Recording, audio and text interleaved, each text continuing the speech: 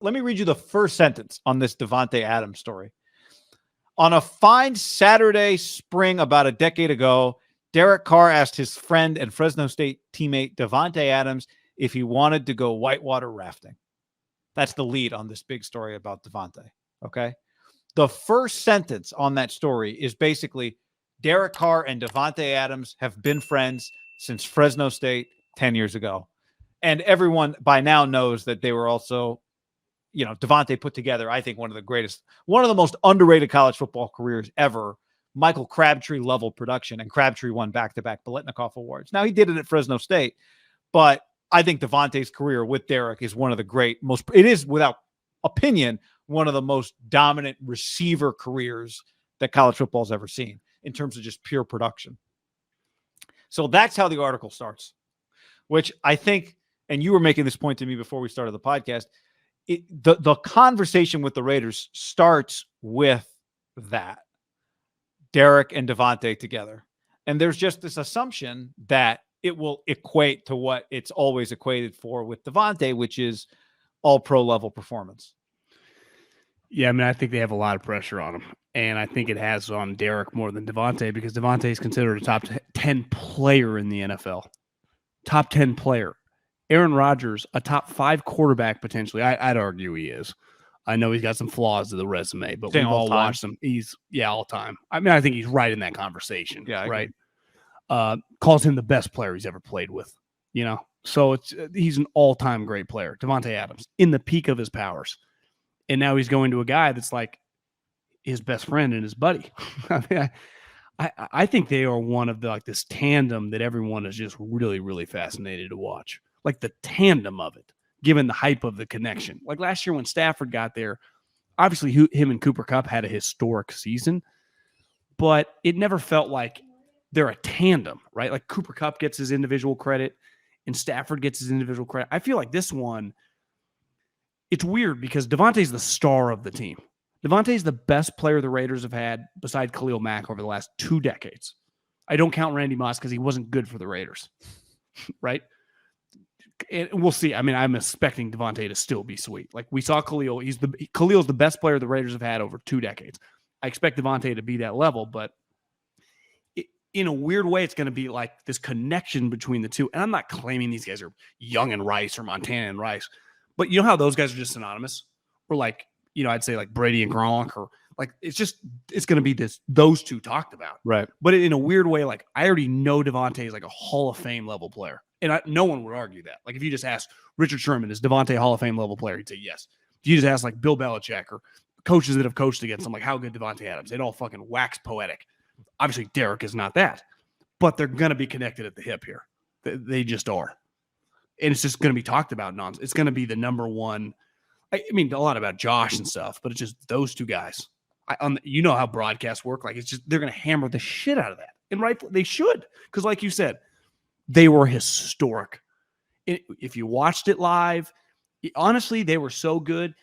I think people nitpicked it like it can't be this easy in the pros, right? These guys, like this guy can't, look at who they're doing it against. And it turns out, right, they both got drafted the same year, turned out to be 2 of the better picks in their draft. Like if you could redo, they're both going top 5.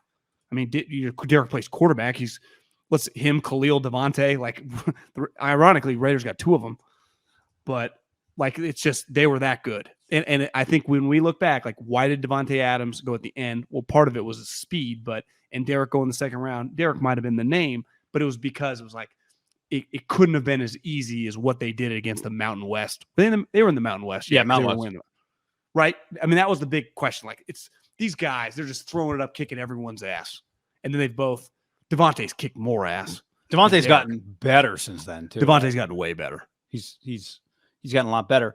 I also think they've put the target on their own back, which is fine. I don't think players or coaches or like I have no problem with people raising the expectations on themselves, but it just creates a world where you have to back it up, right? So there've been a lot of the stories. Tim Kewen, thank you, is the pronunciation. Get that right on the writer on ESPN.com. There's not a lot of stories like this. Like this is what everybody wanted. This is what we've been working for. Once we can get back together again, Derek and Davante, it'll go back to the way it always was.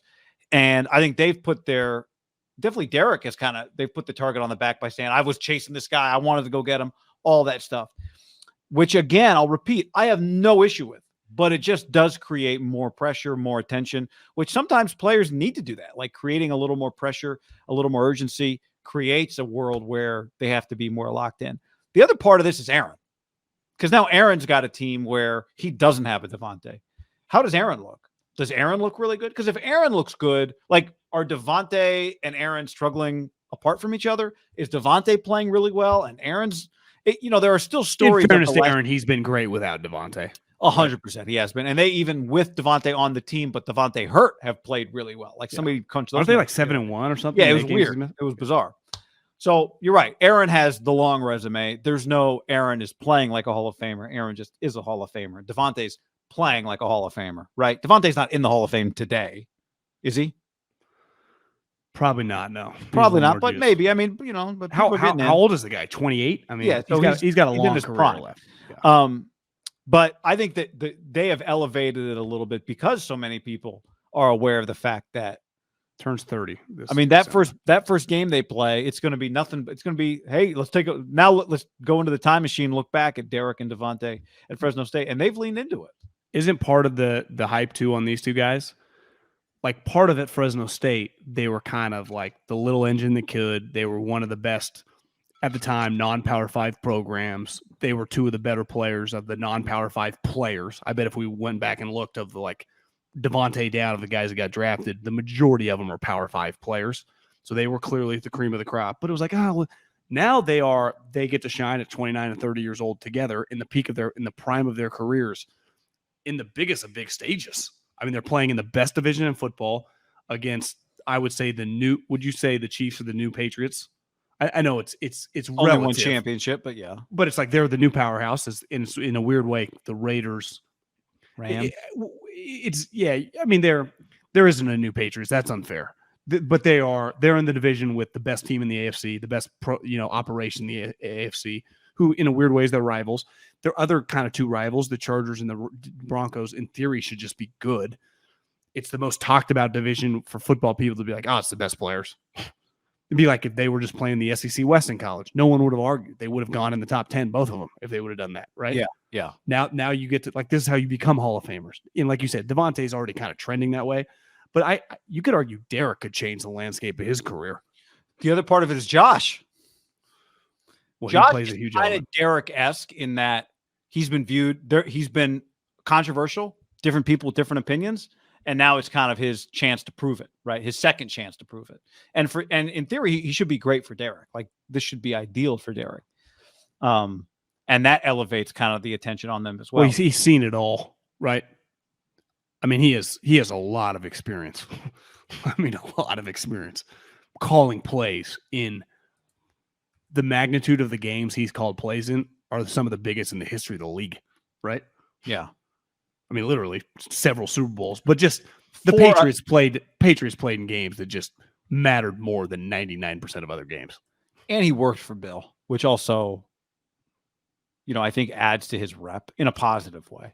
And worked hand in hand with, arguably one of the greatest athletes of all time. Yeah. The greatest. John, look at these real quick. Davante, can you see this? 2 years at Fresno State because he redshirted. I think it was academics because I remember Drew and like D-Ray and some of those guys texting me like, Derek Ray, bro, I don't even think you guys can quite comprehend what this dude is doing on the scout team for our number one defense. So 2 years, 38 touchdowns, 3,031 yards. Okay, 38 touchdowns, 3,000 yards. Now I'm going to go to Crabtree, who again, back-to-back Biletnikoff Award winner, top 10 pick. 38 touchdowns, 3,031 yards for Davante. 41 touchdowns, 31-28 for Crabtree. So like 98 more receiving yards overall. And Crabtree also was 2 years and 3 more touchdowns. Crabtree redshirted too then. Yeah, I got to go back and the hell was going on. Well, at least just like we had a deep room. So anyway, I think Davante's college career, people don't quite realize how great he was. But everybody's in on the Fresno State hype for those two.